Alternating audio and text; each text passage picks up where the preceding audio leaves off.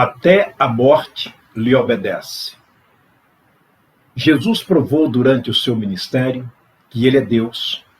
E um dos fatos que provou que Jesus é Deus, é a vida, é a esperança, é quando ele ressuscitou alguns mortos. O capítulo 5 de Marcos nos conta a história de uma menina que morreu.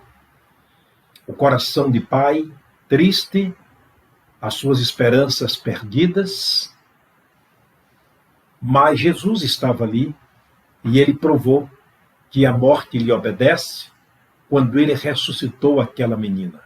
Se você puder ler na sua própria Bíblia, leia a história do capítulo 5 de Marcos, leia todo o capítulo, alguns episódios ali aconteceram que nos chamam muita atenção, mas eu quero me ater especialmente ao fato da menina, a filha de Jairo.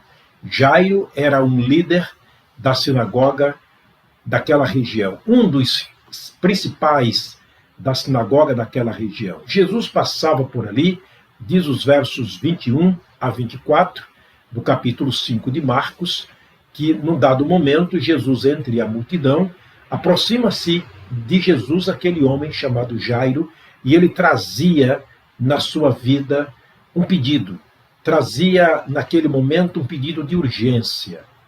Ele chegou e disse: Jesus, a minha filha está à morte. Por favor, venha, imponha-lhes as mãos para que sare e viva. E o verso 24 diz que Jesus foi com aquele homem. Então nasce-se naquele momento uma centelha de esperança no coração daquele pai. Ele sabia que Jesus podia fazer algo, ele tinha visto no capítulo 5 mesmo de Marcos, os versos 1 em diante, ele curar um homem que estava possesso de uma legião de demônios. Ele tinha visto a ressurreição de Lázaro. Portanto, ele sabia que Jesus podia fazer alguma coisa. E aquele homem vai com Jesus à sua casa, na esperança de ver sua filha restaurada da enfermidade. Porém, num dado momento, seu coração volta a congelar. Diz o verso 35 que chegaram alguns da casa de Jairo, trazendo uma triste notícia para ele, dizendo: tua filha morreu.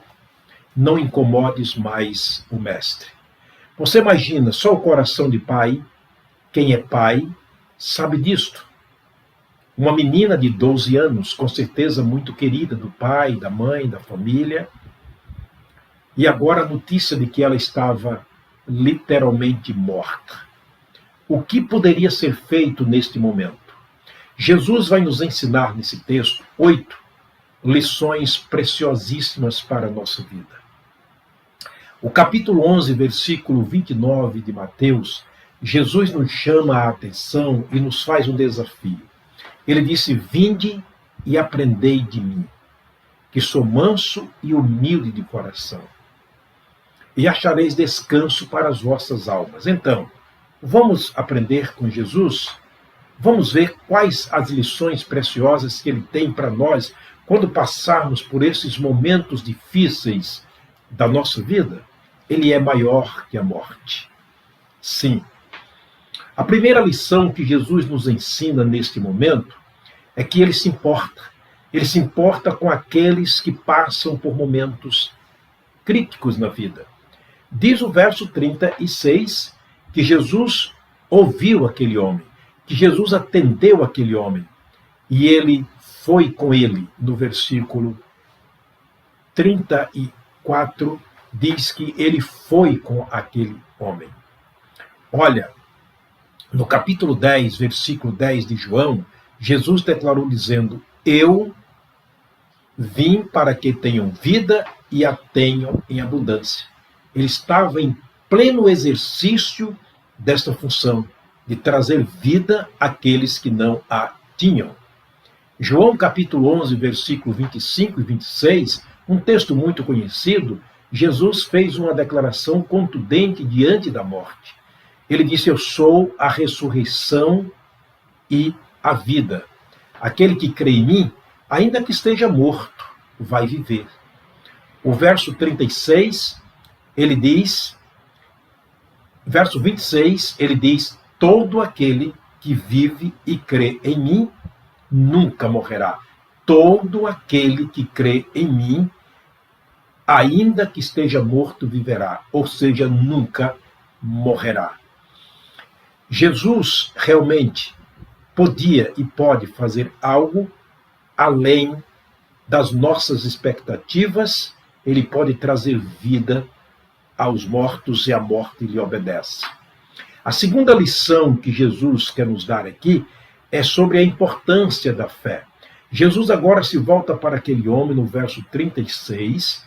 Eu imagino ele colocando a mão sobre o ombro daquele homem após uma notícia congelante, uma notícia tão desanimadora que parecia ser o fim da vida daquele homem, porque a sua filha estava morta. Jesus olha nos seus olhos, lagrimejante de lágrimas, um coração dolorido, ferido, e Jesus simplesmente disse: Jairo, não temas, crê somente.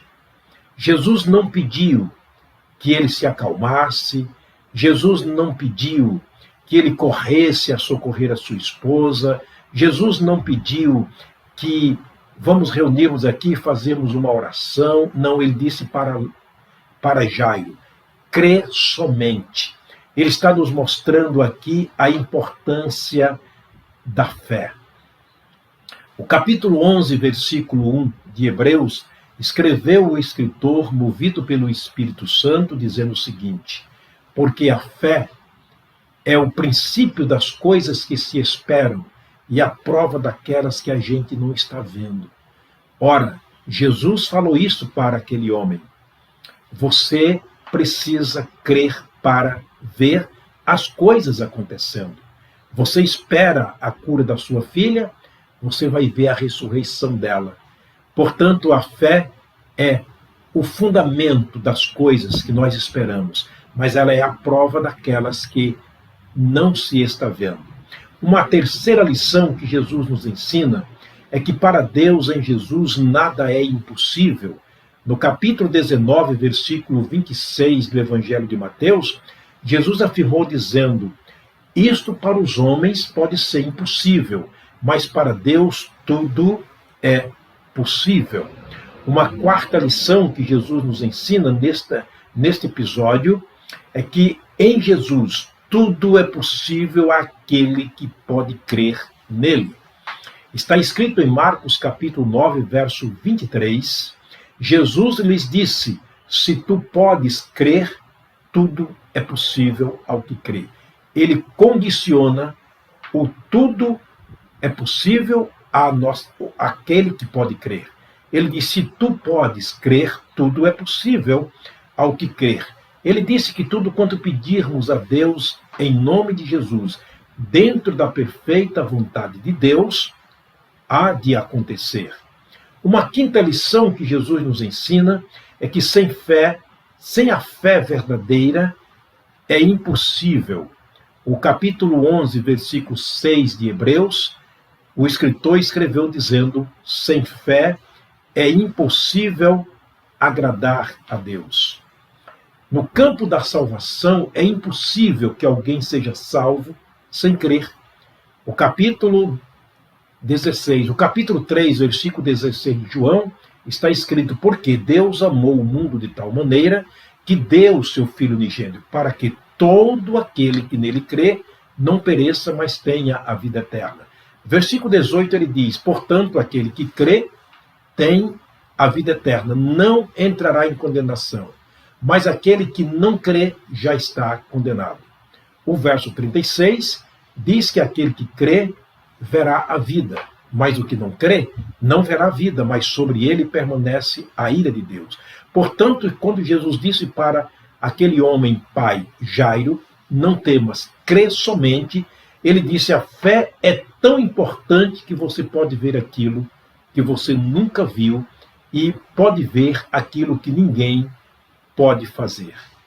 Uma sexta lição que Jesus nos ensina é que somente aqueles que creem em Jesus podem ver o milagre acontecer. Sim, o verso 40 do capítulo 6 de Marcos, do capítulo 5, o texto que estamos lendo, diz que Jesus tomou consigo o pai da menina, a mãe da menina e os seus discípulos e entraram para o quarto onde ela estava morta. Porque na abertura do verso 40, ele disse que expulsou aqueles que estavam ali, porque não creram nele, quando ele declarou dizendo, a menina não está morta, mas dorme. Eles riram de Jesus. Então eles não acreditaram em Jesus. Já que eles não acreditaram em Jesus, ele não permitiu que os entrassem no quarto onde estava a menina, portanto estavam proibidos terminantemente de ver o milagre acontecer. E ali estava a mãe, o pai e os seus discípulos no ambiente onde a menina estava morta, portanto o milagre iria acontecer e somente eles viriam este milagre porque eles criam no Senhor Jesus Cristo. Ora, no capítulo 7 de Mateus, verso 21, Jesus disse que muitos me dirão naquele dia. O verso 22 ele diz, muitos me dirão naquele dia, Senhor, Senhor, não profetizamos nós em teu nome, não pregamos em teu nome, não expulsamos demônio, não fizemos muitas maravilhas. E ele vai dizer, nunca vos conheci, apartai de mim vocês que praticaram pecado. Porque no verso 21 do capítulo 7 de Mateus, ele diz, não são todos os que me dizem Senhor, Senhor, que entrarão no meu reino ou no reino do Pai, mas aqueles que fazem a vontade de meu Pai que está no céu. Quer dizer, aqueles que creem verão o milagre. Aqueles que creem entrarão no céu. No capítulo 25 de Mateus, narra a volta de Jesus ao mundo para Israel, para o povo de Deus, aquele que ele amou quando era menino e do Egito chamou seu filho. Lá em Oséias capítulo 11, versículo 1. Aquele que cuidou de Israel como a menina do seu olho. Aquele que os tirou da escravidão e trouxe para a terra prometida. E ele, na verdade, cuida de Israel até hoje e cuidará até o final. Sim, aquele mesmo Israel que estará em Apocalipse capítulo 7, sendo selado 144 mil deles para reinar com Jesus. E Jesus volta para eles no capítulo 25 de Mateus. E a Bíblia diz que Jesus, estando sentado no trono, ele vai separar uns dos outros, Israel das nações perdidas, e ele vai dizer para Israel, vinde benditos de meu Pai, possuí por herança o reino que vos está preparado desde a fundação do mundo. Ora, não é para todo Israel, mas para aqueles que obedeceram a Jesus pela fé, que creram em Jesus, então receberão dele as boas-vindas e entrarão no reino de Deus pelas portas. É claro que o capítulo 7, como eu citei de Apocalipse, verso 12, aliás, capítulo 7, a partir do verso 1, você vai ver que 12 mil de cada tribo de Israel será selecionado e selado para entrar e reinar com Jesus durante o seu tempo de reinado aqui na terra, por ocasião da sua vinda para Israel. Portanto, não são todos que veem o milagre. O capítulo 32 do livro de Números, versículo 12 especialmente, fala sobre Caleb e Josué. Quando Israel sai do Egito, saiu milhões de pessoas. Mas só Josué e Caleb, daquele povo que saiu da escravidão do Egito, pôde entrar na terra prometida, porque só eles perseveraram em crer no Senhor Deus. Portanto, com Deus é assim, só aqueles que creem veem o milagre de Deus. Uma sétima lição que Jesus nos ensina nesse texto é que até a morte obedece quando ele fala.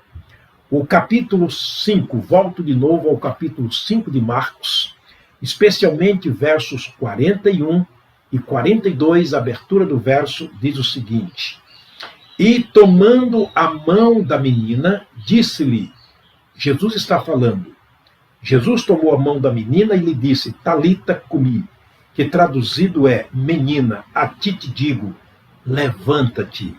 E o verso 42 diz que logo a menina levantou e viveu. até a morte. Obedece quando Jesus fala. Você se lembra de Isaías capítulo 55, versículo 11? Disse Deus, a palavra que sair da minha boca, ela não voltará para mim vazia. Ela fará o que me apraz, que me dá prazer, alegria, satisfação, mas vai cumprir também o objetivo para o qual for enviado. Jesus, naquele momento, tinha dito expressamente, menina, a ti te digo, levanta. E imediatamente a menina levantou, cumpriu-se então a palavra designada por Jesus, e Jesus agora estava satisfeito por ver a sua palavra sendo cumprida, e é claro, o pai, a mãe, os seus discípulos, aqueles que estavam ali, se alegraram em ver o milagre acontecendo, e agora, mais uma vez, como nunca, Jesus provando que até a morte lhe obedece. Por último, a lição de número 8 que ele nos ensina é que o poder da palavra de Deus e a fé do pecador na palavra de Deus andam juntos. Vou repetir. O poder da palavra de Deus e a nossa fé como pecadores nessa palavra sempre andam juntos, nunca separado. Olha o que diz Romanos capítulo 1, versículo 16. Paulo disse, eu não me envergonho do Evangelho, porque ele é o poder de Deus para a salvação de todo aquele que crê. O que é o Evangelho? A palavra de Deus. O que é a palavra de Deus é o poder dele, falado, escrito, lido, ouvido, crido, recebido e guardado. Portanto, o poder de Deus e a fé do pecador na palavra de Deus sempre estão juntos. Capítulo 10, versículo 17 de Romanos, disse Paulo, numa contundente declaração sobre o Evangelho, ele disse, porque a fé vem pelo ouvir, e o ouvir a palavra de Deus. Paulo, escrevendo aos Efésios, trazia à memória deles como é que eles foram salvos pelo Evangelho. Capítulo 1, versículo 13, ele diz, é depois que vocês ouviram a palavra da verdade, o Evangelho da salvação de vocês, e creram neste Evangelho, é que vocês receberam a salvação e estão em Cristo Jesus. E o versículo 14, ele diz, e ele nos selou com o Espírito Santo da promessa, que é a garantia da nossa possessão adquirida por Deus na pessoa de Jesus. Portanto, a fé, o poder de Deus, através da sua palavra, e a fé do pecador nesta palavra tem que estar junto para que o milagre possa acontecer. Que Deus ricamente nos abençoe e nos leve a ser conduzidos por essa fé genuína somente no Senhor Jesus como nosso grande, único e exclusivo mediador. Aquele que não apenas veio, mas morreu. Não apenas morreu, mas foi sepultado. Não apenas foi sepultado, mas ressuscitou. Ele ressuscitou e ascendeu-se ao céu e está assentado à destra do trono de Deus. E a Bíblia diz que ele está intercedendo por nós. Por isso, Hebreus capítulo 11, verso 6 diz, sem fé é impossível agradar a Deus. Todos aqueles que se aproximam de Deus, é necessário que creia que ele é Deus e que é galardoador daqueles que o buscam. Deus abençoe sua vida. Que essa palavra possa fortalecer a sua vida, especialmente no momento quando alguém te disser, nada mais pode ser feito. Jesus está aí. Ele pode fazer o impossível. O que ele fez no passado, ele continua fazendo agora e continuará fazendo para sempre, porque ele é Deus e como Deus, ele é imutável. Vamos orar? Pai querido, obrigado pela tua graça, pelas tuas infinitas misericórdias. Obrigado, meu Deus, pelo poder que é o Senhor, pelo poder da tua palavra. Obrigado, Deus, porque até a morte obedece quando o Senhor fala.